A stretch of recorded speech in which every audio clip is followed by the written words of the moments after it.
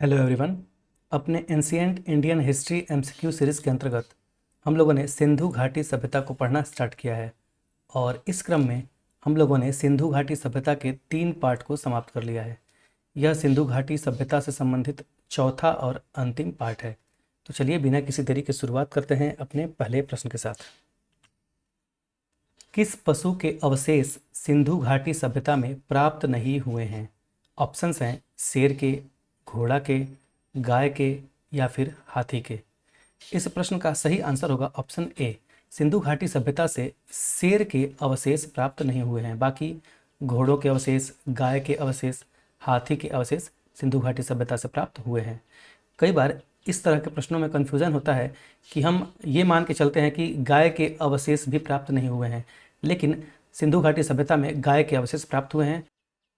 ये बात अलग है कि गाय के किसी भी मोहर या मूर्तियों का साक्ष्य सिंधु घाटी सभ्यता से नहीं प्राप्त होता है।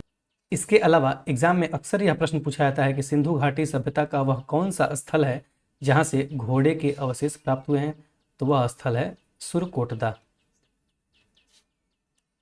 तो ये नाम काफ़ी ज़्यादा इम्पोर्टेंट है। पूछा जाए कि किस पशु के अवशेष सिंधु घाटी सभ्यता से नहीं प्राप्त हुए हैं, तो शेर के। तो सही आंसर होगा ऑप्शन ए। दिए गए कथनों पर विचार करें।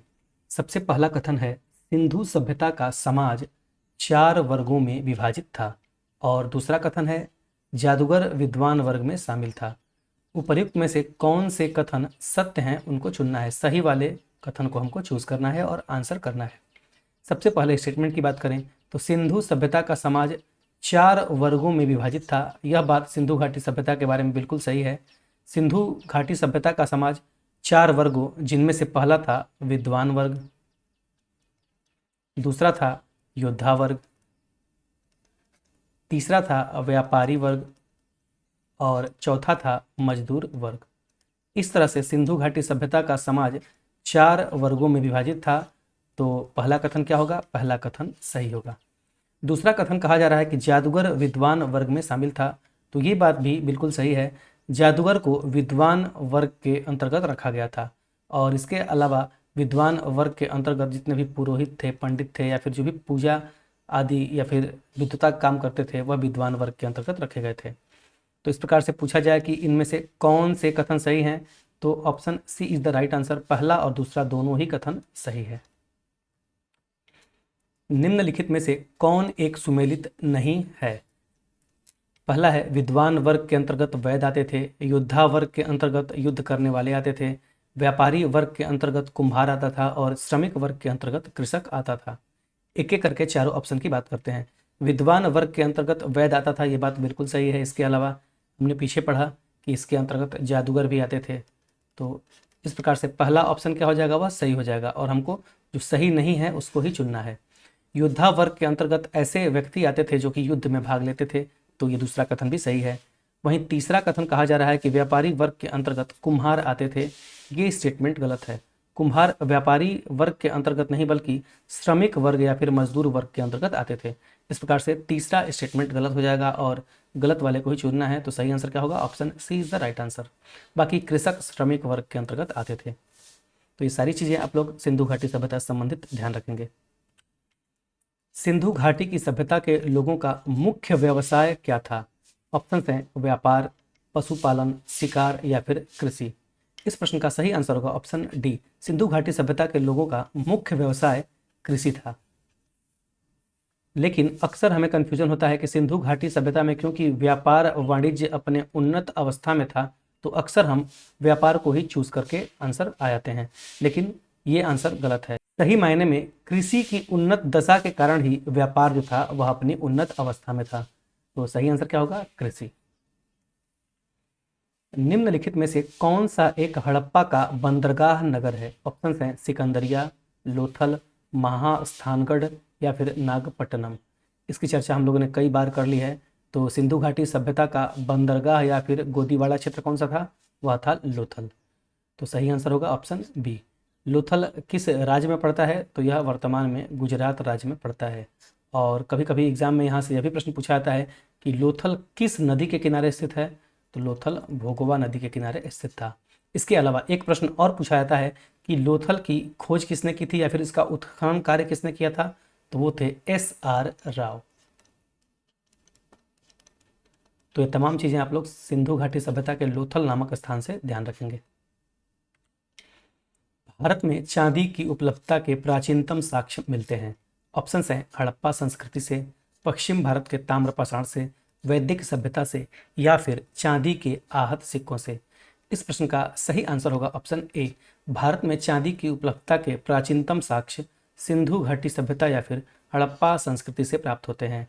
इसके अलावा चांदी के अलावा सिंधु घाटी सभ्यता से सोने के साक्ष्य, तांबे के साक्ष्य और यहाँ तक कि कांसे बनाने की तकनीक भी इनको ज्ञात थी, तो कांसे के साक्ष्य भी सिंधु घाटी सभ्यता से प्राप्त होते हैं।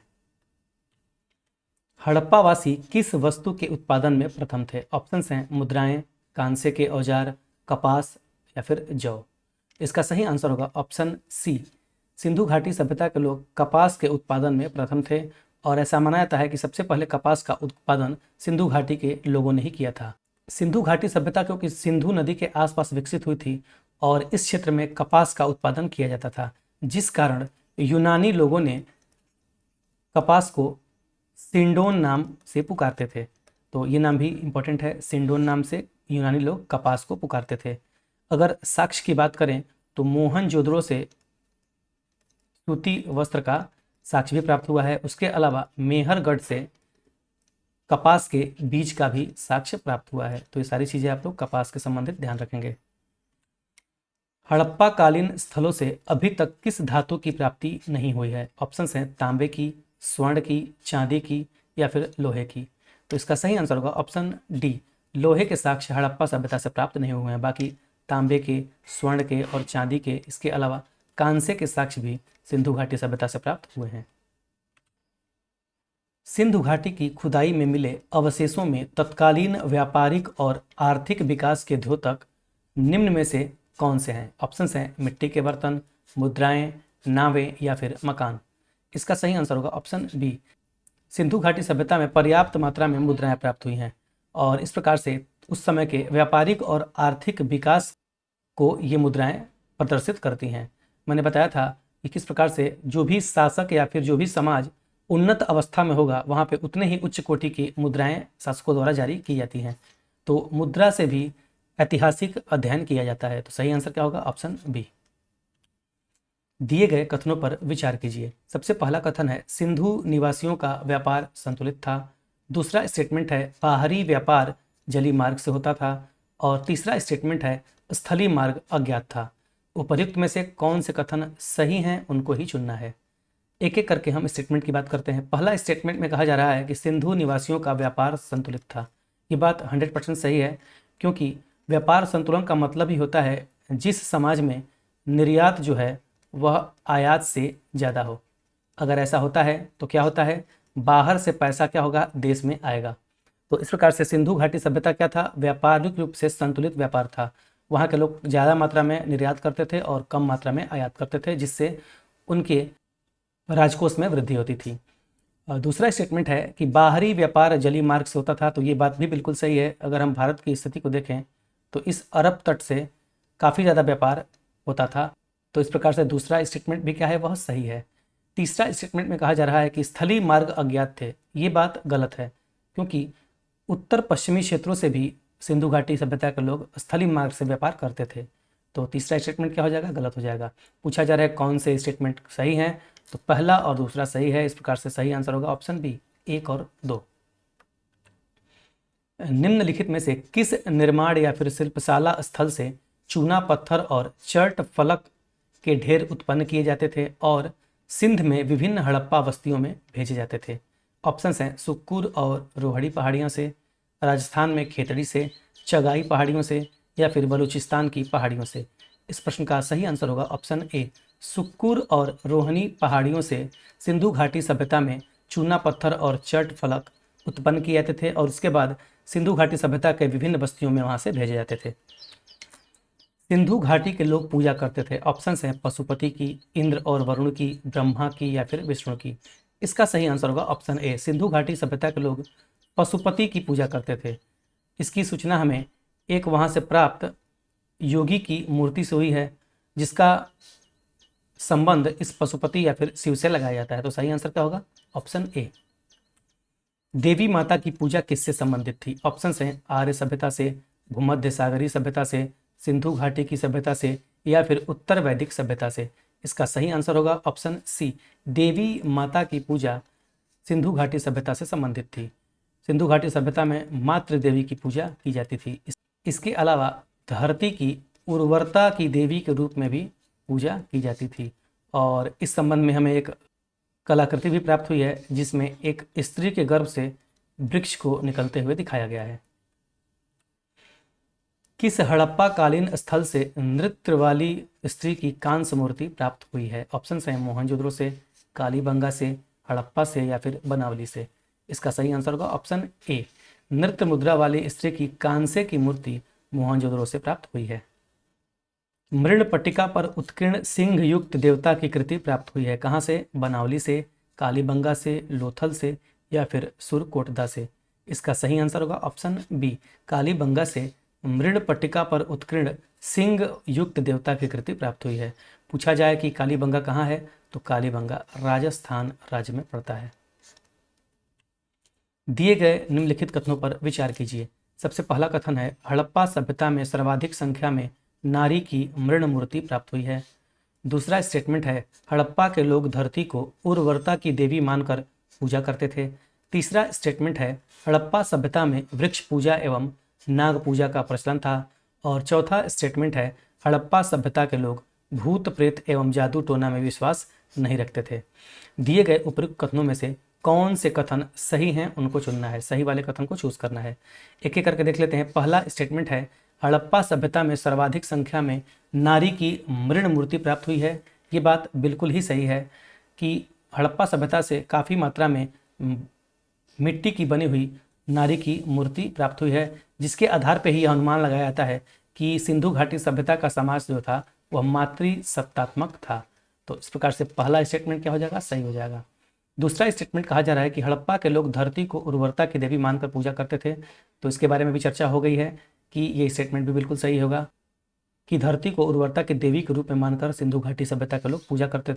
इस संबंध में एक साक्ष्य भी प्राप्त होता है कि एक स्त्री के गर्भ से वृक्ष को निकलते हुए दिखाया गया है। तो इस प्रकार से दूसरा स्टेटमेंट सही है। तीसरे स्टेटमेंट की बात करें तो हड़प्पा सभ्यता में वृक्ष पूजा एवं नाग पूजा का प्रचलन था। तो ये बात भी बिल्कुल सही है। वहीं चौथा स्टेटमेंट कह रहा है कि हड़प्पा सभ्यता के लोग भूत प्रेत एवं जादू टोना में विश्वास नहीं रखते थे। ये स्टेटमेंट गलत है क्योंकि हड़प्पा सभ्यता के लोग जादू टोना और भूत प्रेत में विश्वास रखते थे। हमें काफ़ी ज़्यादा मात्रा में हड़प्पा सभ्यता से ताबीज प्राप्त हुए हैं। तो चौथा स्टेटमेंट क्या हो जाएगा? वो गलत हो जाएगा। पूछा जा रहा है कौन से सही हैं, तो 1, 2 और 3 स्टेटमेंट सही हैं। इस प्रकार से right answer is option A. 1, 2 और 3 स्टेटमेंट सही हैं। निम्नलिखित में से किस पशु का अंकन हड़प्पा संस्कृति की मोहरों पर नहीं मिला है? ऑप्शंस हैं बैल के, हाथी के, घोड़ा के, या फिर भैंस के। इस प्रश्न का सही आंसर होगा ऑप्शन सी। सिंधु घाटी सभ्यता के मोहरों से घोड़े के चित्र नहीं प्राप्त हुए हैं। बाकी बैल, हाथी, भैंस, इसके अलावा गैंडा के भी साक्ष्य सिंधु घाटी सभ्यता से प्राप्त हुए हैं। सर्वाधिक संख्या में मनके का निर्माण किससे हुआ है? ऑप्शंस हैं पकी हुई मिट्टी से, लेपिस से, जास्पर से, या फिर सेलखड़ी से। इसका सही आंसर होगा सिंधु घाटी सभ्यता में सबसे ज़्यादा मात्रा में मनके का निर्माण पकी हुई मिट्टी से हुआ है, जिसको कि टेराकोटा कहा जाता है। तो सही आंसर होगा ऑप्शन ए। निम्नलिखित पशुओं में से किस एक का हड़प्पा संस्कृति से प्राप्त मुहरों और टेराकोटा कलाकृतियों में निरूपण नहीं हुआ है? ऑप्शंस हैं गाय, हाथी, गैंडा, या फिर बाघ। इसका सही आंसर होगा ऑप्शन ए। गाय के साक्ष्य सिंधु घाटी सभ्यता किसी भी मोहरों पे नहीं मिले हैं। इसके अलावा हाथी के, गैंडा के, बाघ के साक्ष्य जो है वह सिंधु घाटी सभ्यता के मोहरों से प्राप्त हुए हैं। इसके अलावा अगर पूछा जाए कि गाय के अवशेष प्राप्त हुए हैं कि नहीं, तो सिंधु घाटी सभ्यता में गाय के अवशेष प्राप्त हुए हैं। अंतर बस इतना है कि मोहरों पे इसकी आकृति नहीं मिली है। इसके अलावा घोड़ा के भी साक्ष्य सिंधु घाटी सभ्यता से प्राप्त हुए हैं, लेकिन इसके भी साक्ष्य जो है वह मोहरों पे प्राप्त नहीं हुए हैं। सिंधु घाटी सभ्यता की लिपि कौन सी है? ऑप्शंस हैं ब्राह्मी लिपि, तमिल लिपि, खरोष्ठी लिपि, या फिर अज्ञात लिपि। इसका सही आंसर होगा ऑप्शन डी। सिंधु घाटी सभ्यता की लिपि अज्ञात लिपि है। अज्ञात लिपि कहने का मतलब कि उस समय के लोग लिखना जानते थे, लेकिन उनकी लिपि को अभी तक पढ़ा नहीं जा सका है। इस वजह से उसकी लिपि को अज्ञात लिपि के नाम से जानते हैं। अगर सिंधु घाटी सभ्यता की लिपि की बात करें तो यह लिपि दाएं से बाएं लिखी जाती थी। इसके अलावा इसकी लिपि में चित्रों का प्रयोग हुआ है, इस वजह से यह भाव चित्रात्मक लिपि भी थी और जिसको कि पिक्टोरियल स्क्रिप्ट कहा जाता है। तो ये सारी चीज़ें आप लोग ध्यान रखेंगे कि सिंधु घाटी सभ्यता की लिपि दाएं से बाएं लिखी जाती थी, वह भाव चित्रात्मक या फिर पिक्टोरियल स्क्रिप्ट थी। इसको अभी तक पढ़ा नहीं जा सका है। निम्नलिखित में से कौन सुमेलित नहीं है? ऑप्शंस हैं मृदभांड लाल और गुलाबी रंग के, मुद्राएं घनाकार और गोलाकार रूप में, आभूषण सोने और चांदी के, और मृण मूर्तियां हरे रंग की। इसका सही आंसर होगा ऑप्शन डी। मृण मूर्तियां हरे रंग की नहीं होती थी, बल्कि इनका निर्माण अक्सर मिट्टी से या फिर पत्थर आदि से होता था, या फिर किसी किसी धातु से भी होता था। तो जिस चीज़ से वो बनाई जाती थी उसी रंग की होती थी। जैसे मिट्टी से बनाई जाएंगी तो अक्सर वो लाल या गुलाबी होंगी, वहीं अगर पत्थर से बनाई जाएंगी तो पत्थर से बनाई जाने वाली मृण मूर्तियाँ क्या होंगी? ग्रे कलर की या फिर धूसर कलर की होंगी। और इसके अलावा अगर कांसे से बनाई जाएंगी तो यह कांसे की कलर की होंगी। तो इस प्रकार से डी ऑप्शन सही नहीं है। बाकी मृदभांड लाल और गुलाबी रंग के होते थे, ये बात सही है। मुद्राएं घनाकार और गोलाकार रूप में होती थी, ये भी सही है। और आभूषण अक्सर सोने और चांदी के बनाए जाते थे। हड़प्पाई मूर्ति कला के अंतर्गत कौन शामिल है? हड़प्पाई मूर्ति कला के अंतर्गत कौन शामिल है? ऑप्शंस हैं योगी की मूर्ति, कांसे की नर्तकी, गोमतेश्वर की मूर्ति, या फिर संयुक्त पशु मूर्ति। सबसे पहले कथन की बात करें तो योगी की मूर्ति हड़प्पा सभ्यता से मिली है, तो ये बात बिल्कुल ही सही है। दूसरा स्टेटमेंट है कांसे की नर्तकी, तो ये भी हड़प्पा सभ्यता में मोहनजोदड़ो से प्राप्त हुई है। तो इस प्रकार दूसरा स्टेटमेंट भी क्या हो जाएगा? सही हो जाएगा। तीसरा गोमतेश्वर की मूर्ति, तो यह हड़प्पा कालीन नहीं है, यह मूर्ति कर्नाटक के श्रवणबेलगोला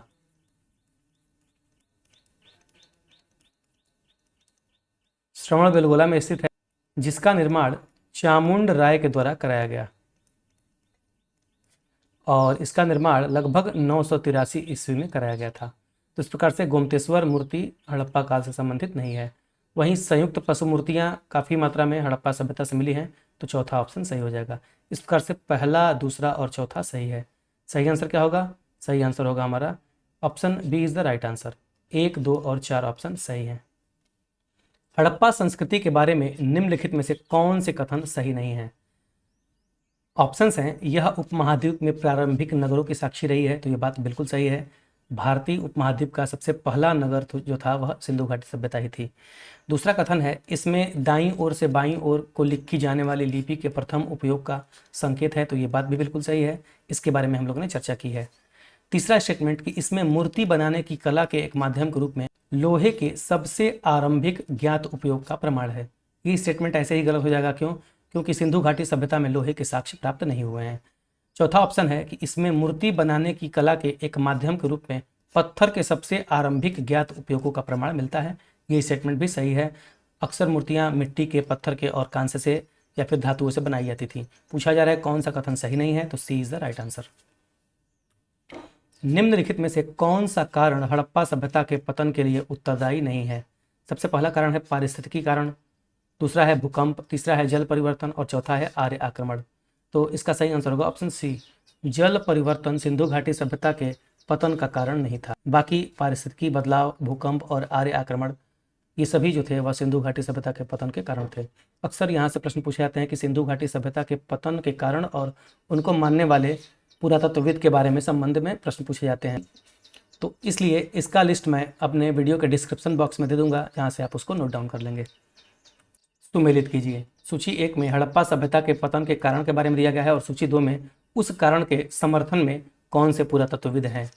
सबसे पहला है आर्य आक्रमण, दूसरा है विवर्तनिकी विलोम, तीसरा है पारिस्थितिकी बदलाव और इधर पुरातत्वविद का नाम दिया गया है सर मार्टिमर व्हीलर, लैम्ब्रिक और राइक्स। सबसे पहले की बात करें तो आर्य आक्रमण सिंधु घाटी सभ्यता के विनाश का कारण था। इसका प्रतिपादन सर मार्टिमर व्हीलर ने किया था। तो ए का क्या हो जाएगा? ए का हो जाएगा पहला। विवर्तनिकी विलोम सिंधु घाटी सभ्यता के विनाश का कारण था, यह मत राइक्स के द्वारा दिया गया। तो बी का हो जाएगा तीसरा। और पारिस्थितिकी बदलाव सिंधु घाटी सभ्यता के पतन का कारण था, इसको लैम्ब्रिक ने दिया था। सी का क्या हो जाएगा? सी का दूसरा। सही आंसर क्या होगा? 1 3 2। 1 3 2 नहीं है, गलत हो जाएगा। 2 3 1 नहीं है, गलत हो जाएगा। 3 2 1 नहीं है, गलत हो जाएगा। 1 3 2 यह सही हो जाएगा। D is the right answer. मैं फिर से बता दूं कि इसकी लिस्ट मैं डिस्क्रिप्शन बॉक्स में दे दूंगा, आप वहाँ से नोट कर लेंगे। तो इस प्रकार से हम लोगों ने सिंधु घाटी सभ्यता को कंप्लीट कर लिया।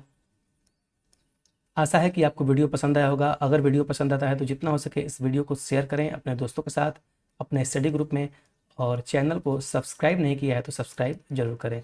इसके अलावा आप हमें कमेंट में अपने सुझाव दे सकते हैं और आप बता सकते हैं कि आपको ये वीडियो कैसा लगा। मिलते हैं अगले वीडियो में अपने ancient Indian history MCQ series के तीसरे टॉपिक के साथ, जिसका नाम है वैदिक एवं महाजनपद काल। Thank you.